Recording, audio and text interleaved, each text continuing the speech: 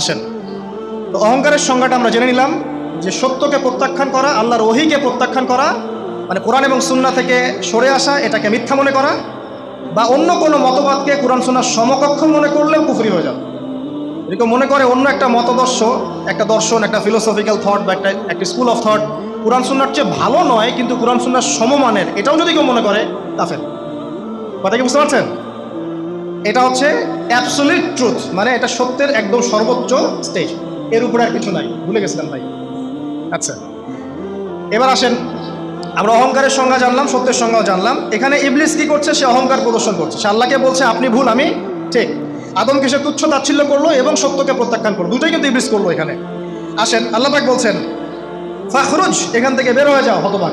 ফাখরুজ মানে উখরুজ মানে বের হও, অতএব ফাখরুজ, এখান থেকে বের হয়ে যাও। ইন্নাকা মিনাস সাগিরিন, তোমার অহংকার করার কোনো সুযোগ নাই এখানে, তুমি তো ছোট ক্ষুদ্র। ইন্নাকা মিনাস সাগিরিন, সাগির মানে কি? তুমি এখান থেকে, তুমি বের হয়ে যাও এখান থেকে, তুমি একজন ক্ষুদ্র সত্তা, তোমার এখানে অহংকার করার কিচ্ছু নাই। কলা, এবার ইবলিস বলছে, এই জায়গাগুলো খুব ভালো করে শোনেন, আমাদের লেকচারের আসল জায়গায় কিন্তু যাবে ওইদিকে। কলা, এবার ইবলিস বলছে আনজিরনি, শোনেন, ইবলিস বলছে আনজিরনি, হে আল্লাহ আমাকে অবকাশ দিন। কি বলছে? আমাকে অবকাশ দিন। ইলা ইয়াউমি ইউবআসুন, যেই দিন আপনি কিয়ামত ঘটাবেন, যেই দিন সবাইকে পুনরুত্থিত করবেন, ওই দিন পর্যন্ত আমাকে অবকাশ দিন। সূরা বাকারায় আছে, অন্য সূরা আছে, রব্বি আনজিরনি ইলা ইয়াউমি ইউবআসুন। ইবলিস বলছে হে আমার রব। কি বলছে ইবলিস? হে আমার রব। ইবলিস কি তাহলে আস্তিক না নাস্তিক? কথা বলেন, ইবলিস কি আস্তিক না নাস্তিক? আস্তিক। ইবলিস বলছে যে ইয়া রব্বি, রব্বি হে আমার রব, হে আমার প্রতিপালক। আল্লাহকে ইবলিস বলছে হে আমার প্রতিপালক, আনজিরনি আমাকে অবকাশ দিন, ইলা ইয়াউমি ইউবআসুন, কিয়ামত দিবস পর্যন্ত, বা যেদিন আপনি পুরো মানব জাতিকে উঠাবেন কবর থেকে, আবার ওই দিন পর্যন্ত আমাকে অবকাশ দিন। তার মানে কিয়ামত যে হবে এটা নতুন করে লেখা হয় নাই, সভ্যতায় হিস্ট্রির শুরু থেকেই কিয়ামত ছিল। কথা বুঝতে পারছেন? ফেরেশতারাও জানতেন যে একদিন মহাবিশ্ব ধ্বংস হয়ে যাবে। যখন পৃথিবীতে মানুষকে পাঠানো হয়নি তার আগেই ফেরেশতারা জানতেন, আল্লাহ পাকের ইলমে ছিল এবং তিনি এটা ফয়সালা করে দিয়েছিলেন যে একদিন এই পুরো মহাবিশ্বই ধ্বংস হয়ে যাবে। ইবলিস আগে থেকে জানতো যে কিয়ামত হবে, এই জন্য সে বলছে আমাকে কিয়ামত পর্যন্ত অবকাশ দিন। আল্লাহ পাক এবার কি বলছেন দেখেন, ইবলিস আল্লাহর কাছে চাইলো, আল্লাহ পাক তাও তাকে ফেরত দিলেন না। আর আমরা আল্লাহর কাছে চাইতে এখন হতাশা হয়ে যায় না, দোয়া করতে থাকি আর বলি যে আমার দোয়া তো কবুল হচ্ছে না। আর ইবলিস একটা জিনিস চাইলো, আল্লাহ পাক বললেন ক্বালা ইন্নাকা মিনাল মুনজারিন, যাও তুমি অবকাশপ্রাপ্তদের একজন, তোমাকে অবকাশ দেয়া হলো। এক কথায় তোমার দোয়া কবুল করা হয়েছে, তোমার অবকাশ তোমাকে দেয়া হলো, কারণ আল্লাহ পাক এটা পরীক্ষা করবেন ইবলিসকে দিয়ে, মানব জাতিকে। ক্বালা, এবার ইবলিসের চ্যালেঞ্জ শোনেন, এটাই আমাদের আজকের লেকচারের মূল পয়েন্ট। এই জায়গা থেকে ইবলিস চ্যালেঞ্জ করছে। কি চ্যালেঞ্জ করছে? ফাবিমা আগওয়াইতানি, হে আল্লাহ আপনি যে কারণে আমাকে বিচ্যুত করলেন, মানে আমি আমার যে কৃতকর্মের কারণে আপনার রহমত থেকে বঞ্চিত হয়ে গেলাম, ঠিক আছে, লাআকুদান্না লাহুম সিরাতাকাল মুস্তাকিম, আমি সেই আদমের এবং আদমের সন্তানের সরল পথে ওত পেতে বসে থাকবো। কথাটা ভালো করে বোঝেন। ইবলিস চ্যালেঞ্জ করলো কাকে? আল্লাহকে। যে কারণে আল্লাহ আপনি আমাকে বহিষ্কার করলেন, এখন আমি কি করব? আমি এই আদম সন্তানের সরল পথে, আপনাকে পাওয়ার এই পথে, পথের আনাচে কানাচে আমি ওত পেতে বসে থাকবো। কি জন্য বসে থাকবো? যাতে করে আমি আদম সন্তানকে বিচ্যুত করতে পারি। শুধু তাই নয়, সে আরো বলছে সুম্মা লাআতিয়ান্নাহুম, আমি শুধু বসেই থাকবো না, আমি আদম সন্তানের কাছে আসবো। মিন বাইনি আইদিহিম, তার সামন থেকে আসবো, ওয়া মিন খালফিহিম, আদম সন্তানের পিছন থেকে আসবো, ওয়া আন আইমানিহিম, তার ডান দিক থেকে আসবো, ওয়া আন শামাইলিহিম, তার বাম দিক থেকে আসবো, ওয়ালা তাজিদু আকসারাহুম শাকিরিন, আল্লাহ পাক আপনি তাদের বেশিরভাগকেই শুকরগুজার পাবেন না। কথা কি ক্লিয়ার না? কোনো সমস্যা? ইবলিস কি চ্যালেঞ্জ করলো? আমি শুধু বসেই থাকবো না, ডান দিক থেকে আসবো, বাম দিক থেকে আসবো, সামন থেকে আসবো, পিছন থেকে আসবো, আমি আদম সন্তানকে পথভ্রষ্ট করেই ছাড়বো, আপনি আদম সন্তানের বেশিরভাগকে পথভ্রষ্ট পাবেন। ইবলিসের কথার কি বাস্তব প্রতিফলন দেখা যায় এখন সমাজে? বেশিরভাগ মানুষ নামাজ পড়ে না পড়ে না? বেশিরভাগ মানুষ সুদ খায় না খায় না? বেশিরভাগ যুব সমাজ জেনা করতেছে না করতেছে না? বেশিরভাগ লোক মাদক খাচ্ছে না খাচ্ছে না? পৃথিবীর কোনো জায়গায় আল্লাহর বিধান আছে কি নাই? দুই একটা জায়গায় আছে আই ওয়াশ, শোডাউন। বেশিরভাগ নারী পর্দায় চলে না চলে না? বেশিরভাগ মানুষ রোজা রাখে না রাখে না? বেশিরভাগ মানুষ যাকাত দেয় কি দেয় না? তাহলে ইবলিস যে বললো আপনি বেশিরভাগকেই শুকরগুজার পাবেন না। বেশিরভাগ মানুষ পরকালের সাথে কাজ করে না, দুনিয়ার সাথে কাজ করে।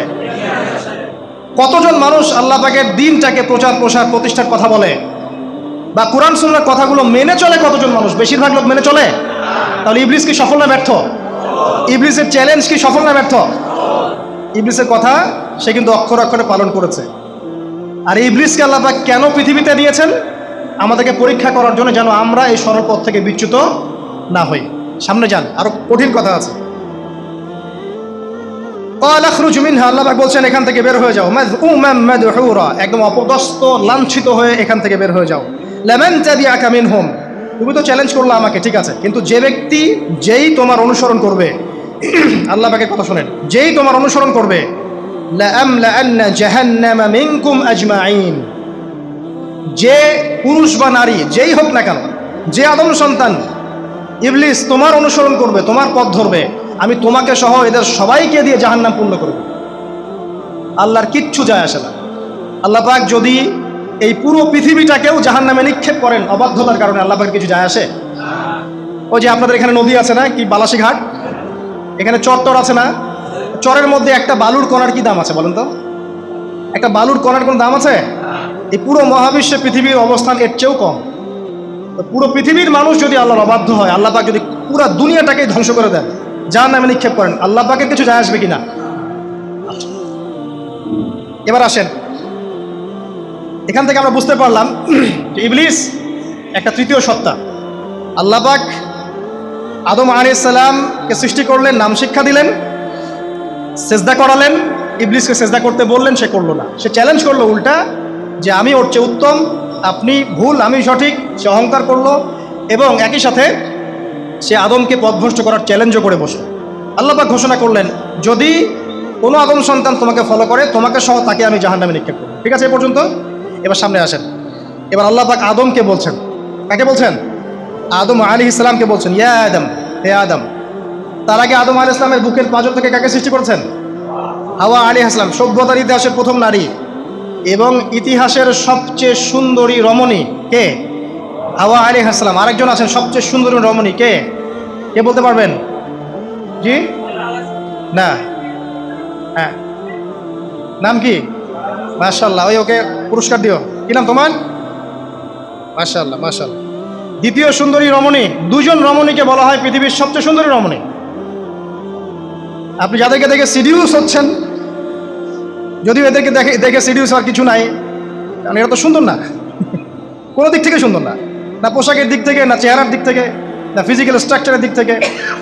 এদেরকে দেখে তো পাগলও সিডিউস হবে না।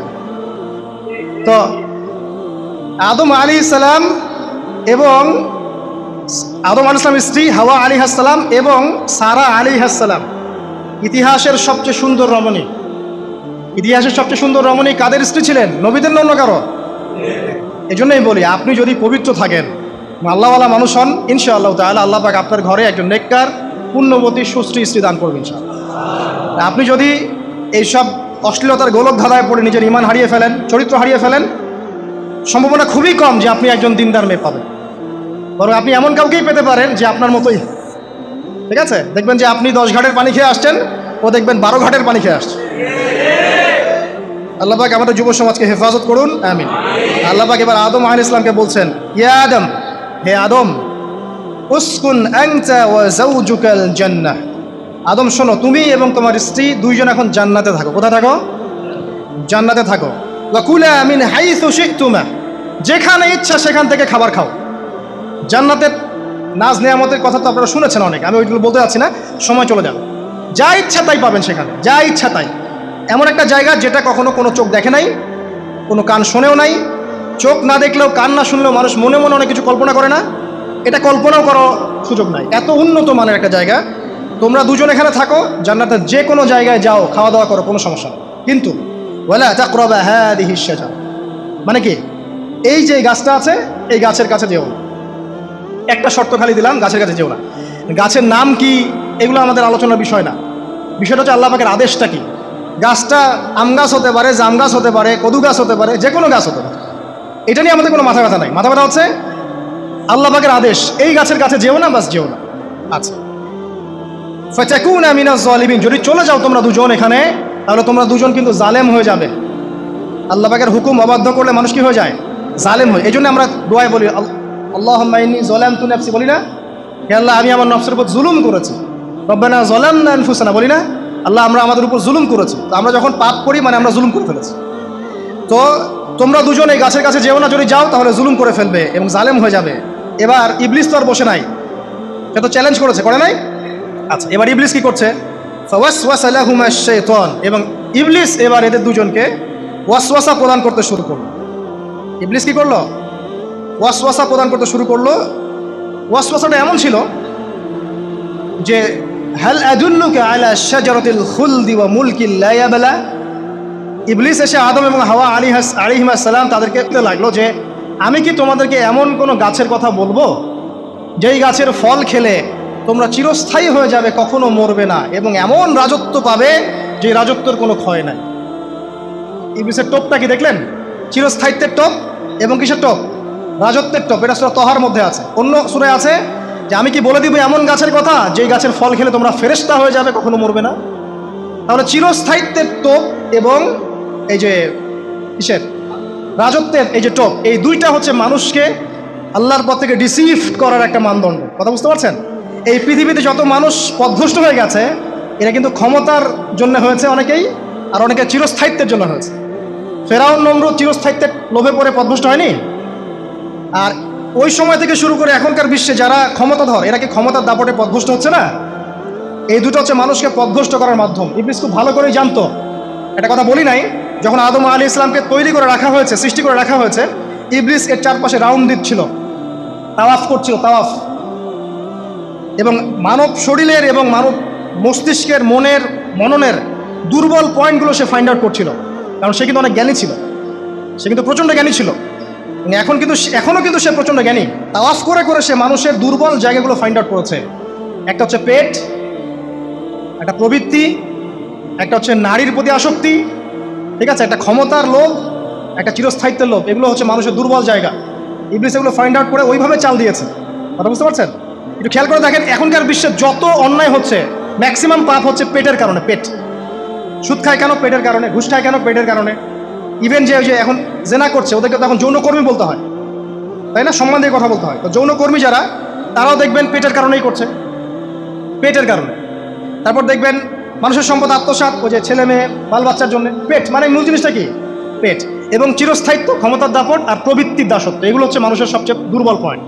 দেখবেন ম্যাক্সিমাম পাপ হচ্ছে মেয়েদের কারণে। মেয়েদের কারণে না? মেয়ের পিছনে। মেয়ের পিছনে আপনি চলে গেছেন, এখানে আত্মহত্যা করছে কেউ, কেউ এখানে আপনার জেনা করছে, কেউ ধর্ষণ করছে, কেউ পরকে লিপ্ত হচ্ছে। মানে মেয়েরই কোনো পাপ।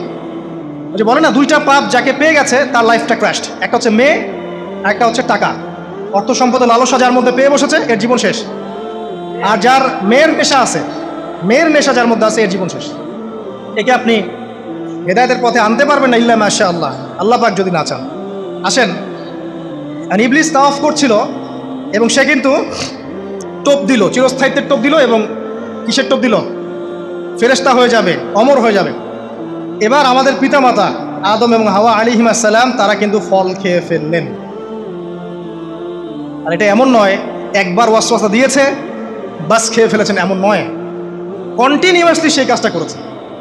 একটা মানুষ যখন জেনা করে, ইবলিস কি একবার এসে বললেই কেউ জেনা করে ফেলে?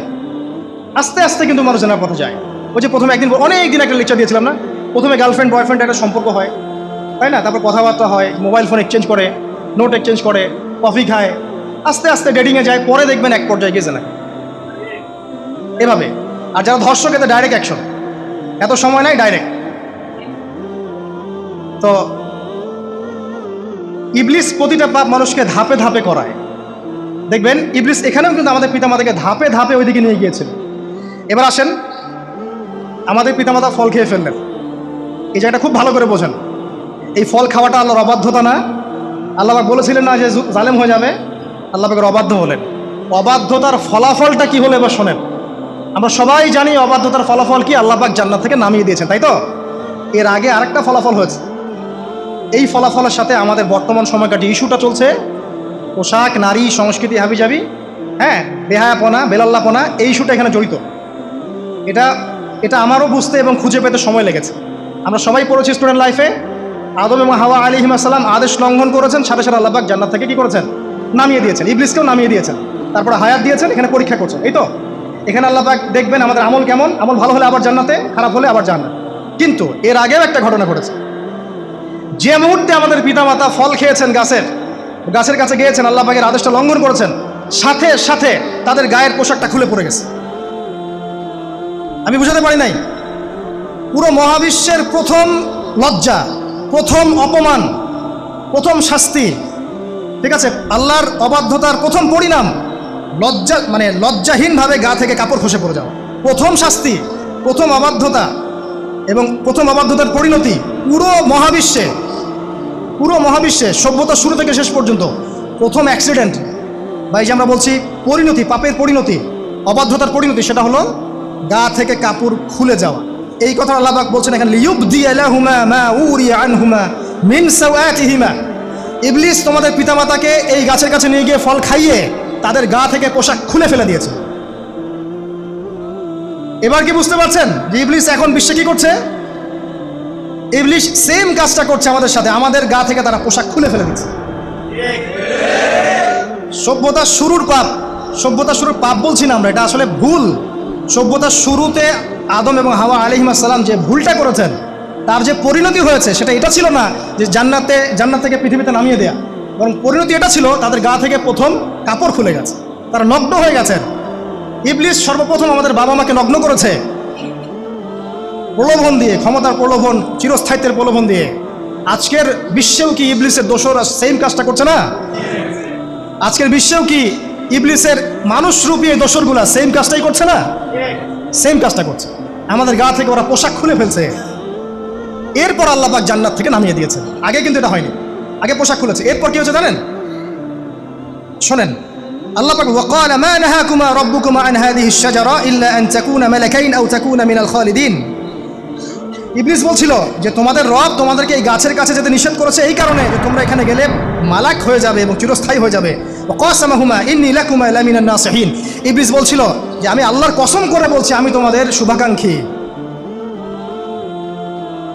ফাদাল্লাহুমা বিগুরুর, ওদেরকে তারা পথভ্রষ্ট করলো, ইবলিস তাদেরকে পথভ্রষ্ট করলো। ফালাম্মা যাকাশ শাজারা, যখন তারা গাছের কাছে গেলেন, বাদাত লাহুমা সাওআতুহুমা, তাদের লজ্জাস্থানটা উন্মুক্ত হয়ে গেল, কাপড় খুলে পড়ে গেল।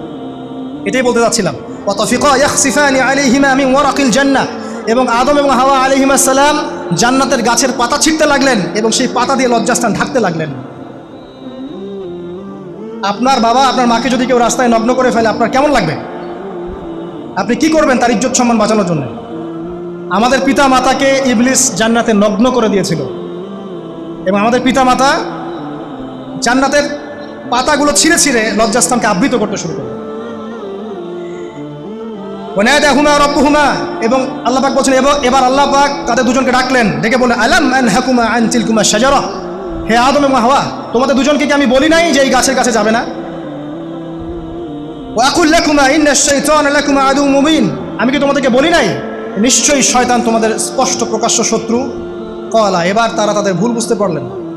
আল্লাহ পাকের কত দয়া মানুষের প্রতি দেখেন। ইবলিসও আল্লাহর অবাধ্য ছিল, আল্লাহ পাক তাকে বহিষ্কার করে কাফের বানিয়ে দিয়েছেন, চিরস্থায়ী লানত করেছেন। আমাদের পিতামাতাও ভুল করেছেন, বাট আল্লাহ পাক তাদেরকে চিরস্থায়ী জাহান্নামী করেন নাই। আল্লাহ পাক তাদেরকে দয়া পরবশ হয়ে ক্ষমা করে দিয়েছে। শুধু তাই নয়, আল্লাহ পাক এত মহব্বত করেন আদম সন্তানকে যে তওবা করার যে কালিমাটা, সেই কালিমাটাও আল্লাহ পাক আদম এবং হাওয়াকে শিখিয়ে দিয়েছেন। সুবহানাল্লাহ, কোন কালিমা দিয়ে তওবা করবো, কি পড়বো, এটাও তারা বুঝতে পারছিলেন না। আল্লাহ পাক তখন শিখিয়ে দিয়েছেন। ক্বালা, তারা বলল রব্বানা, হে আমাদের প্রতিপালক, যালামনা আনফুসানা, আমরা আমাদের উপর জুলুম করেছি নফসের উপরে, ওয়া ইল্লাম তাগফির লানা ওয়া তারহামনা লানাকুনান্না মিনাল খাসিরিন। এই দোয়াটা করলেন আমাদের পিতামাতা, আল্লাহ পাক মাফ করে দিলেন। কিন্তু মাফ করার পরে আর জান্নাতে থাকা হলো? এই পৃথিবীতে নামিয়ে দেওয়া হলো।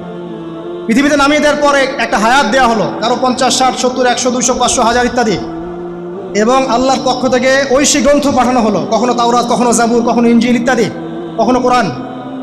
শর্ত দেওয়া হলো যারা আল্লাহ পাকের এই ঐশী গ্রন্থগুলো মেনে চলবে তারা ইনশাআল্লাহ আবার মৃত্যুর পর সেই জান্নাতে ফিরে যাবে যেখান থেকে তারা বহিষ্কৃত হয়েছে। আর যে বা যারাই আল্লাহ পাকের এই আয়াত, নিদর্শন এবং ঐশী গ্রন্থগুলোকে অস্বীকার করবে, এটাকে মিথ্যা প্রতিপন্ন করবে, আল্লাহ পাকের সবাইকে জাহান্নাম পূর্ণ করবে ইনশাআল্লাহ তাআলা। আল্লাহ পাক এটাও বলেছেন যে আল্লাহ পাক ওয়ালাকাদ যারা'না লি জাহান্নামা কাসীরাম মিনাল জিন্নি ওয়াল ইনস, আল্লাহ পাক বহু মানুষ আর জিনকে দিয়ে জাহান্নাম পূর্ণ করবেন। কারণ এই দুই জাতিকে পাঠানো হয়েছিল পৃথিবীতে শুধু আল্লাহর ইবাদত করার জন্য। ওয়া মা খালাকতুল জিন্না ওয়াল ইনসা ইল্লা লিয়াবুদুন, এরা সেটা করে নাই এই কারণে। আল্লাহ পাক হাদিসের মধ্যে জানিয়েছেন প্রতি 1099 জন মানুষকে আল্লাহ পাক জাহান্নামে পাঠিয়ে দেবেন, তবে বেশিরভাগ জান্নাতি হবে এই উম্মতে মুহাম্মাদের মধ্যে। এবার শোনেন, আমাদের পিতামাতার এই পরিণতির পর আল্লাহ পাক যখন আমাদেরকে পৃথিবীতে পাঠালেন, আল্লাহ পাক আমাদেরকে নগ্ন করে পৃথিবীতে রাখেন নাই। সুবহানাল্লাহ। আল্লাহ পাক আসমান থেকে লিবাস পাঠিয়েছেন। এই যে সমাজ বিজ্ঞানের বইগুলোতে লেখা আছে না, মানুষ আগে নগ্ন ছিল, গাছের ছালপাতা পরে থাকতো, তারপরে বন্যপ্রাণী শিকার করতো, গুহায় গুহায় থাকতো। বোগাস, মিথ্যা, বাজে কথাগুলো, একদম টোটাল মিথ্যা কথাগুলো। আল্লাহ রাব্বুল আলামিন সভ্যতা শুরু করেছেন নবী দ্বারা, সভ্যতা শেষও করবেন নবী দ্বারা। প্রত্যেক যুগে যুগে সভ্যতার ধারক এবং বাহক ছিলেন নবীগণ। আর আদম আলাইহিস সালাম পৃথিবীতে আসার পর নগ্ন হয়ে থাকেন নাই। আল্লাহ পাক আসমান থেকে লেবাস পাঠিয়েছিলেন। সুবহানাল্লাহ। আল্লাহ পাক আমাদেরকে নগ্ন করে রাখেন নাই। এবার দেখেন আল্লাহ পাক কি বলছেন, ইয়া বানি আদম, হে বনু আদম। কাদেরকে বলছেন? আমাদেরকে। কদ আনজালনা আলাইকুম লিবাসান ইউআরি সাওয়াতিকুম ওয়া রিশা, হে বনু আদম, আমি তোমাদেরকে নগ্ন ছেড়ে দিচ্ছি না, আমি তোমাদের জন্য লেবাস আর পোশাক পাঠাচ্ছি, যেই পোশাক দিয়ে তোমরা তোমাদের লজ্জাস্থানকে আবৃত করবে এবং সৌন্দর্য বর্ধন করবে। এটা করছি না আমরা এখন? আচ্ছা। ওয়া লিবাসুত তাকওয়া যালিকা খায়র, আর তাকওয়ার লেবাস, তাকওয়ার পোশাকটা হচ্ছে সবচেয়ে উত্তম। যেমন দেখেন আমাদের সতর কি, এই নাভির উপর থেকে হাঁটু নিচ পর্যন্ত না, তাই বলি কি আমরা সবাই এভাবেই ঘুরি? এটা সর্বনিম্ন একটা স্কেল, তাই না? এর উপর আপনি জুব্বা পরছেন, পাগড়ি পরছেন, টুপি পরছেন, বা আপনি হয়তো আরও ঢিলাঢালা কোনো পোশাক পরছেন, এই পোশাকটাকে বলা হচ্ছে তাকওয়ার পোশাক। ওয়া লিবাসুত তাকওয়া যালিকা খায়র, এটা আরও উত্তম। একজন মেয়ের, অনেক আলেম বলছেন যে চোখ, এই চোখটুকু ঢেকে বের করে দেখা যাবে, বলছে না? অনেকে বলেছেন কিনা? কিন্তু এটাও যদি কেউ সামনে জিলবাব দিয়ে ঢেকে রাখে তাহলে কি উত্তম নয়? পর্দার ক্ষেত্রে উত্তম নয়? লিবাসুত তাকওয়া যালিকা খায়র, তাকওয়ার যে পোশাক সেটা আরও উত্তম বেশি। নর্মালি তো পোশাক দিয়েছি, তাকওয়ার পোশাক সবচেয়ে উত্তম বেশি। আল্লাহ পাকের একটা সতর্কবাণী শুনে নেবার, যালিকা মিন আয়াতিল্লাহ, এই পোশাকটা আল্লাহ পাকের নিদর্শন। পোশাকটা কি? আল্লাহ পাকের নিদর্শন। লাআল্লাকুম ইয়াযাক্কারুন, যাতে করে তোমরা স্মরণ করতে পারো। কি স্মরণ করবো? ওই যে আমাদের পিতামাতাকে নগ্ন করে দিয়েছে ইবলিস, এটা মনে রাখতে পারো তোমরা, এটা আল্লাহ পাকের নিদর্শন। ইয়া বানি আদম, হে বনু আদম, লা ইয়াফতিনান্নাকুমুশ শাইতান। এবার শোনেন, আল্লাহ পাক আমাদেরকে বলছেন, হে বনু আদম, লা ইয়াফতিনান্নাকুমুশ শাইতান, শয়তান যেন আবার তোমাদেরকে ফিতনায় ফেলতে না পারে।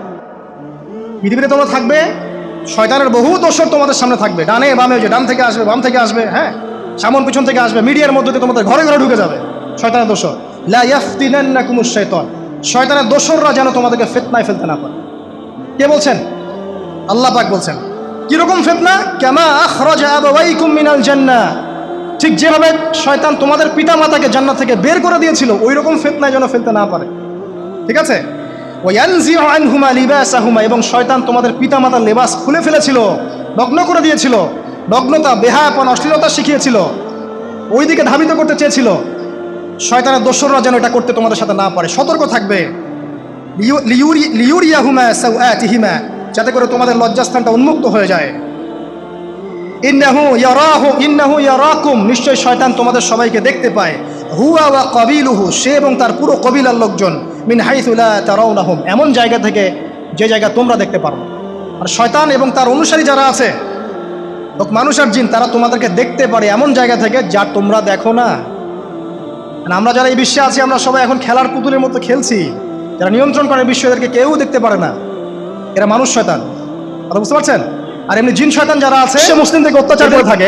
এদের ধর্মগ্রন্থেও পর্যন্ত আছে যে যখন ইসহাক আসছিলেন, একজন নারী জিজ্ঞাসা করলেন কে আসছেন, তার ভৃত্য বললেন যে আমার প্রভু আসছেন। তখন তিনি নেমে নিজে একটা ঢিলাঢালা পোশাক পরলেন, তারপর সামনে গেলেন। শুধুমাত্র ইসলাম ধর্মে নয়, যত ধর্ম চলে গেছে পৃথিবীতে, সমস্ত ধর্মের মধ্যেই নারীদের শালীন পোশাকের কথাটা বর্ণিত আছে এখন পর্যন্ত। তার মানে যারা এখন অশালীন বিষয়ের দিকে মানুষকে ধাবিত করতে চায়, এদের আসলে কোনো ধর্ম নাই। ধর্মের সাথে এদের কোনো সম্পর্ক আসলে নাই। আর আমরা কিন্তু কথা বলছি ধর্মের বেসিসে, হোক সেটা হিন্দুইজম বা খ্রিস্টানিজম বা জিউডিজম বা ইসলাম, আমরা ধর্মের বেসে কথা বলছি। এখন আমরা এর বেসিসে দেখবো কোনটা ঠিক কোনটা বেঠিক, তাই না? কোনটা সত্য কোনটা মিথ্যা, কোনটা ন্যায় কোনটাও নয়, তখন আমরা এর বেসিসে দেখবো, অন্য কোনো ভিত্তির বেসিসে দেখবো না। এখানে চেতনা, যুগ যুগ ধরে চলে আসে সংস্কৃতি, আমাদের বাপদাদা দোহাই, এইসব ইস্যুটা আনা যাবে না। বেস হবে কি? কোরআন এবং সুন্নাহ। এবং অন্যান্য ধর্মগ্রন্থগুলো যদি ওটাতে রাজি থাকে ওটাতেও, কারণ প্রত্যেকটা ধর্মগ্রন্থেই বলা আছে শালীনতার কথা, লম্বা ঢিলেঢালা পোশাকের কথা, হোক সেটা হিন্দুইজম বা খ্রিস্টানিজম বা জুডিজম, পড়ে দেখেন, না থাকলে আমার কাছে আসেন, প্রতিটা ধর্মগ্রন্থে এটা কথা লেখা আছে। এবার আসেন, সর্বশেষ নবী মুহাম্মদ সাল্লাল্লাহু আলাইহি ওয়াসাল্লাম যখন নবী হন, আরবের ওই চিত্রটা, জেনা, ব্যভিচার, পরকীয়, অশ্লীলতা, এটাকে সমূলে উপড়ে ফেলে দেন 23 বছরের মধ্যে। 23 বছরের নববী জীবনের পরে সেখানে কোনো জেনা আছে? কোনো বেপরদামি আছে? কোনো ব্যভিচার আছে? কোনো সুদ আছে? কোনো শিরক আছে? কোনো মাদক আছে? যেগুলো আছে খুবই অল্প, যেটা আছে সেটা কি? খুবই অল্প। এটা কিন্তু ধরা যায় না। দুই একটা অ্যাক্সিডেন্ট হতেই পারে, এক্সেপশনাল সামথিং কি এক্সাম্পল হতে পারে? যেটা কমন সেটা হচ্ছে এক্সাম্পল। মানে আপনি বলবেন যে মেয়েদের শালীনতার কথা এবং এর কারণে ধর্ষণের সংখ্যা বৃদ্ধি হচ্ছে, এই কথা আপনি যখন বলবেন, কিছু মানুষ আপনাকে বলবে যে তাহলে বোরখাওয়ালা মেয়ে কেন ধর্ষিত হচ্ছে, তাহলে বাচ্চা কেন ধর্ষিত হচ্ছে? আপনাকে বলছি পরিসংখ্যানটা কতটুকু, কেন হচ্ছে সেটা আমরা জবাব দিব। আগে বলছি পরিসংখ্যান কতটুকু। যারা বেপর্দায় চলছে এদের হ্যারাসমেন্টের পরিসংখ্যানটা বেশি না বোরখাওয়ালা মেয়ের পরিসংখ্যানটা বেশি? বলেন। যারা বেহায়াত মতো চলছে, বেপর্দায় চলছে, এদের পরিসংখ্যানটা বেশি নাকি শিশু অ্যাবিউজিং এর পরিসংখ্যানটা বেশি? তাহলে মূল যে জায়গাটা, ওইখানে আগে ফোকাস করতে হবে, তারপরে আমরা গৌণ জায়গায় যাব। এবং এই জায়গাটাতে আমরা দলিল বা প্রমাণ হিসেবে পেশ করব মানুষের রুচিবোধের পরিবর্তন, মানসিকতার পরিবর্তন এবং পাশবিক একটা প্রবৃত্তির দাসত্ব। এটা কিভাবে হচ্ছে? এটা পর্নোগ্রাফির কারণে হচ্ছে। এটা পর্নোগ্রাফির কারণে হচ্ছে, মিডিয়ার কারণে হচ্ছে, অবাধ ফ্রি মিক্সিং এর কারণে হচ্ছে, যৌন সুশ্রুতির কারণে হচ্ছে এবং যৌনতাকে সহজলভ্য করে দেওয়ার কারণে এই দুর্ঘটনাগুলো ঘটছে। আচ্ছা, আগে আমি আমার পয়েন্টে আসি। নবী সাল্লাল্লাহু আলাইহি ওয়াসাল্লাম যখন এটার শিকড়টা উপরে ফেলে দিলেন, তখন কিন্তু মক্কা, মদিনা, পুরো জাজিরাতুল আরবে আর কোনো বেহায়াপনার কোনো শিকড় থাকলো না। আল্লাহ পাক কিভাবে এটা করলেন? পুরো হিস্ট্রির ইতিহাস টেনে দিয়ে আল্লাহ পাক কয়েকটা আদেশ নাজিল করলেন। সেই আদেশটা কোরআন এবং সুন্নাহে আছে। আল্লাহ পাক প্রথমে ছেলেদেরকে বললেন, শোনো, সূরা নূর 30 নম্বর আয়াত, আল্লাহ পাক ছেলেদেরকে বললেন, তোমরা তোমাদের চোখ নিচু রাখো। এটা আমাদের দায়িত্ব, প্রত্যেকটা ছেলের দায়িত্ব। বেগানা মেয়েকে দেখলে চোখটা কি করবে? নিচু করবে, সিম্পল। তাহলে আপনি সিডিউসড হবেন, এক কথা। 2 নাম্বার, আল্লাহ পাক আমাদেরকে বললেন, তোমরা তোমাদের লজ্জাস্থানকে হেফাজত করো। কাদেরকে? আমাদেরকে, মানে ছেলেদেরকে। প্রথমে আল্লাহ পাক ছেলেদেরকে বললেন চোখ নিচু করে রাখো, লজ্জাস্থানে হেফাজত করো, ঠিক আছে? সূরা বানী ইসরাঈল আল্লাহ পাক বললেন, জেনার ধারের কাছেও যেও না, ধারের কাছেও যেও না। আল্লাহ পাক আরো বললেন, যদি কেউ জেনা করে ফেলে, সূরা নূরে, তাহলে তাকে 100টা বেত্রাঘাত করতে হবে। কয়টা? 100টা। এবং 1 বছরের জন্য তাকে বহিষ্কার করতে হবে। আল্লাহ পাক শাস্তিও দিলেন, শুধু তাত্ত্বিক বিধান দেন নাই, শাস্তিও দিয়েছেন। কারণ শুধু তাত্ত্বিক বিধান দিয়ে হবে?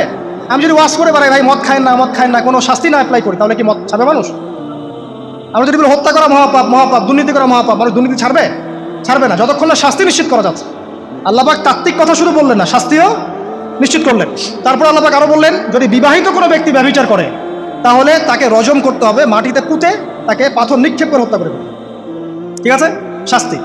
এরপরে দেখেন আল্লাহ পাক মেয়েদেরকে বলছেন, এবার মেয়েদেরকে বলছেন, তোমরা মূলত ঘরে থাকো। যদি বাইরের পরিবেশ তোমাদের অনুকূলে না থাকে, তোমরা ঘরে অবস্থান করো। ওয়াকরনা ফি বুয়ুতিকুন্না ওয়ালা তাবাররুজনা তাবাররুজাল জাহিলিয়াতিল উলা। তোমরা মূলত ঘরে থাকো। জাহিলি যুগে মেয়েরা যেভাবে নিজেদেরকে প্রদর্শন করে বেড়াতো, এই কাজটা তোমরা করো না। যদি করো তাহলে সমাজে বেহায়াপনা, ফায়েশা বেড়ে যাবে, তোমরা নিজেরাই ক্ষতিগ্রস্ত হবে, যেটা ওরা হচ্ছে এখন। আচ্ছা, এরপর আল্লাহ পাক আরো বললেন, হে নবী, আপনি আপনার স্ত্রী এবং মুমিন নারীদেরকে বলেন, তারা যদি বাহিরে যায় যেন জিলবাব দিয়ে তাদের পুরো বক্ষদেশটাকে ঢেকে নেয়। তাহলে পোশাকের সংস্কৃতির শেকড় কোত্থেকে শিখবো? আমি কোত্থেকে শিখবো? আল্লাহ পাক কর্তৃক নাজিলকৃত সর্বশেষ ঐশী গ্রন্থ থেকে শিখবো নাকি? যে বইয়ের মধ্যে কোনো ভুল নাই সেটাই তো আমার শেখার মাধ্যম হবে নাকি যে দর্শনে 1000টা ভুল সেটা শিখবো আমি? আল্লাহ পাক এখানে বলছেন, মুমিন নারীদেরকে বলো, বাইরে গেলে পরে তারা যেন জিলবাব দিয়ে, কাপড় দিয়ে সুন্দর করে বক্ষদেশ সেগুলো ঢেকে রাখে। বোরখার কথা এখানে নাই শব্দ, ঠিক আছে? ঢেকে রাখা ঢিলেঢালা পোশাকের কথা এসেছে। আচ্ছা আসেন, বললেন যে তোমরা অমুক অমুক অমুক অমুক, যেমন আপনার বাবা, আপনার ভাই, আপনার এই যে সন্তান, এই যে মাহারাম যারা আছে, এদের সামনে ছাড়া অন্যদের সামনে যখনই যাবে তোমরা কিন্তু হিজাব অবলম্বন করো। আল্লাহ পাক হিজাবের বিধান দিলেন, চক্ষু নিচু করতে বললেন, লজ্জাস্থানের হেফাজত করতে বললেন, এবং যদি এর পরেও কেউ ভুল করে ফেলে তাহলে আল্লাহ পাক শাস্তির কথা বললেন। আল্লাহ পাকের সিস্টেমটা সুন্দর হলো না? এই সিস্টেমটা নবী সাল্লাল্লাহু আলাইহি ওয়াসাল্লাম অ্যাপ্লাই করলেন, সমাজ থেকে সমস্ত জেনা ব্যভিচারের ভিত্তি উঠে চলে গেল। সুবহানাল্লাহ বলবেন না? এটা হলো অবস্থা। তারপর আল্লাহ রাব্বুল আলামিন শুধু পর্দার কথা বলেই ক্ষান্ত হলেন না, কারণ একটা বিধান দিলেই মানুষের সব কিছু সলভ হবে না। আল্লাহ পাক, শোনো এদিকে মনোযোগ দেন, আল্লাহ পাক এর পাশাপাশি আমাদেরকে 5 ওয়াক্ত নামাজ পড়তে বললেন।